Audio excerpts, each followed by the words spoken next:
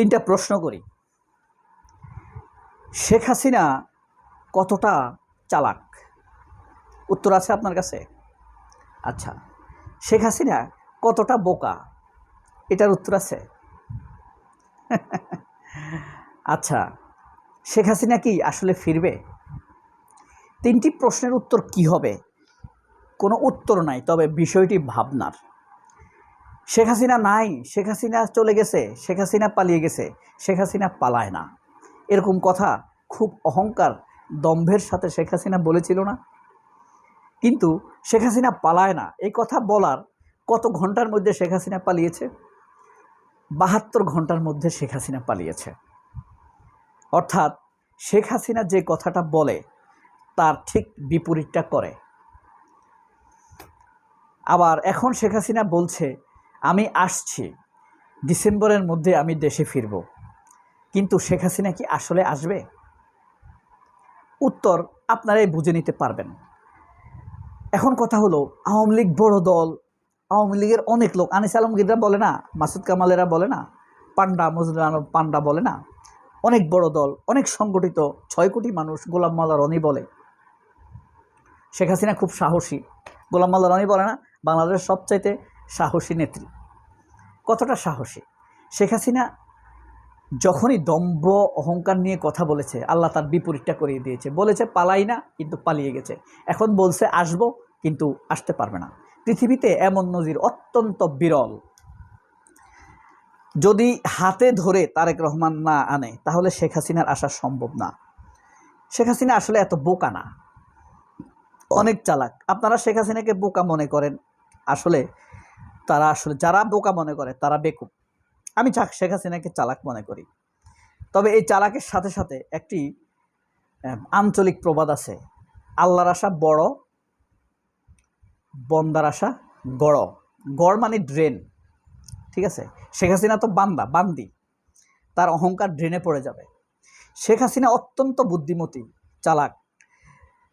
ওয়াজেদ মিয়ার আত্মজীবনী পড়লে আপনি বুঝতে পারবেন। বুদ্ধি না থাকলে শেখ হাসিনা পুরো পরিবার হারানোর পর 1981 সালে মাত্র 34 বছর বয়সে আওয়ামী লীগের সভাপতি হইতে পারত না। এবং আওয়ামী লীগের অনেক বড় বড় নেতা, আব্দুর রাজ্জাক, আব্দুর শহীদ হুইপ ছিল, হ্যাঁ, এদের মতো নেতাকে সাইডে সরিয়ে দিয়েছেন। আমির হোসেন আমর, তোফায়েল সাইড আউট করে দিয়েছেন। চালাক না হলে কি এটা পারত? শেখ হাসিনা অনেক চালাক। শেখ হাসিনা চালাক বিধেই দেশে আসার 13 দিনের মাথায় জিয়াউর রহমান শহীদ হয়েছেন। এবং শেখ হাসিনা চালাক বলেই দেশে ফিরে আসার 21 বছর পর ক্ষমতায় এসেছে। শেখ হাসিনা ছুরির মতো ধারালো বুদ্ধি আছে। 5 আগস্ট রক্ষা পেয়েছেন। উনি যদি বোকা হতেন তাহলে গণভবনে না গিয়ে তিনি বেঘরে প্রাণ দিতেন মানুষের হাতে। চালাক বলেই তিনি পালিয়ে গিয়েছেন, চালাক বলেই তিনি বলেছেন পালাই না, তারপরেও তিনি পালিয়ে গিয়েছেন। আর হাসিনা বুদ্ধিমতী বলেই, চালাক বলেই বলছেন তিনি আসবেন। আসলে তিনি আসবেন না, কারণ তিনি চালাক, তিনি বুদ্ধিমান, বুদ্ধি বেশি। ডিসেম্বর তো নয়, বাংলাদেশ যদি কোনোদিন নির্বাচন ছাড়া অন্য কোনো উপায়ে সরকার পরিবর্তন হয়, তবেই তিনি আসতে পারেন হয়তোবা, তার মতো যদি হয়। হ্যাঁ, অনবরত গুম, খুন, হত্যা, ধর্ষণ, লক্ষ লক্ষ কোটি ডলার তিনি যদি বিদেশে পাচার করেন, তাহলে হয়তো কেবল তিনি আসতে পারেন। যখন ইচ্ছা তখনই তিনি আসতে পারেন, এতে কোনো অবশ্য বাধা নেই। কিন্তু তিনি জানেন আসলেই maybe she will sentence to death, to hang. রায় কার্য করার জন্য তাকে হয়তো ফাঁসি দেওয়া হয়ে যেতে পারে। আর ফিরতে চাইলে ওনাকে আগস্ট, ডিসেম্বর এসব উদ্ভট চিন্তা করার কোনো প্রয়োজন নাই। যে কোনো সময় তিনি আসতে পারেন। বাংলাদেশের মানুষ তাকে স্বাগত জানাবে প্রতীকী ফাঁসির দড়ি নিয়ে। বুদ্ধিমতী বলেই শেখ হাসিনা রয়টার্সকে সাক্ষাৎকারে বলেছেন দলের নেতাদের নিয়ে আগামী ডিসেম্বরে তিনি দেশে ফিরবেন।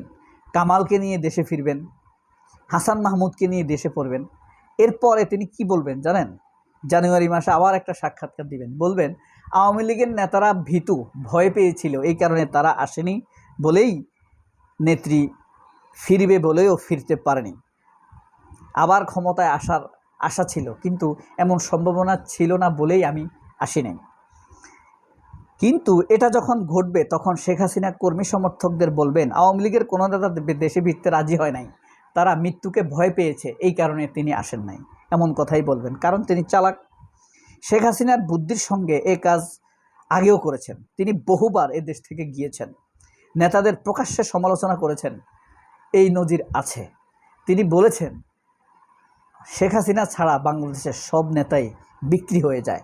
অসংখ্যবার তিনি এমন বাণী উচ্চারণ করেছেন। আওয়ামী লীগে কিন্তু এই আলাপ আছে, শেখ হাসিনা বাদে সব নেতা খারাপ, সব নেতাই বিক্রি হয়ে যায়। হাসান মাহমুদ দায়ী, সালমান এফ রহমান দায়ী, বলে না, নেত্রীকে ভুল বুঝিয়েছে। শেখ হাসিনার কোনো দোষ নেই, সব দোষ হাসান মাহমুদের, সব দোষ ওবায়দুল কাদেরের, সব দোষ রাজ্জাকের, সব দোষ সালমান এফ রহমানের। নেত্রীকে সবাই ভুল বুঝিয়েছে। তো শেখ হাসিনা ডিসেম্বরে না ফিরলে নেতারা কর্মীদের চোখে আরও ভিলেন হওয়া, শেখ পরিবারের বিকল্প চিন্তার সাহসও কেউ করবে না। অর্থাৎ শেখ হাসিনা ফিরবেন না, শেখ হাসিনা চালাক আছে। আরেকটি কথা বলা হবে, তা হলো সরকার পাসপোর্ট বাজেয়াপ্ত করায় ইচ্ছা থাকা সত্ত্বেও শেখ হাসিনা আসতে পারেন না। এই কথা তো তিনি বলতে পারেন, সরকার আমাকে পাসপোর্ট দেয় নাই তাই আমি আসতে পারি নাই। চালাক না। যদি বাংলাদেশি একজন নাগরিক ট্রাভেল পাস নেয় তাহলে কয়েক ঘন্টার মধ্যে দেশে আসতে পারবে। শেখ মুজিব স্বাধীনতার পরে ট্রাভেল পাস নিয়ে ভারত হয়ে দেশে এসেছেন।